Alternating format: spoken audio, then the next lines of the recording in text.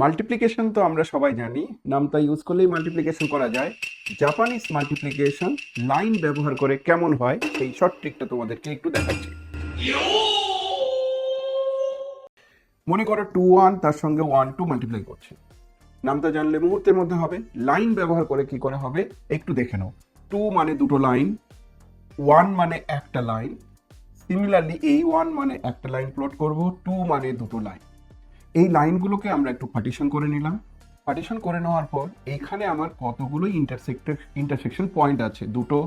এইখানে কটা intersection point আছে, 1 2 3 4 5, 5টা। এইখানে কটা ইন্টারসেকশন পয়েন্ট আছে, দুটো। তাহলে উত্তর হয়ে যাবে 2 5 2, 2 5 2। তোমরা ক্রস চেক করে নিতে পারো। ঠিক একই রকম ভাবে যদি আমি 3 1 বা 2 1 করতাম, তাহলে সেটা কত হতো দেখা যাক। এর জন্য আমাদের আবার সেই লাইন প্লট। লাইন প্লট কি বলছে, প্রথমে তিনটে লাইন আমরা নিলাম। তারপর বলা আছে একটা লাইন নিলাম। তারপর কি বলা আছে, দুটো লাইন নিলাম এখানে। এরপর কি আছে, একটা লাইন নিলাম। এটাকে একটা হালকা পার্টিশন করে দিলাম। পার্টিশন করে দেওয়ার পর এইখানে টোটাল পয়েন্ট কতগুলো আছে, 1। এখানে কটা আছে, 3 4 5 5। এখানে কটা আছে, 1 2 3 4 5 6 6।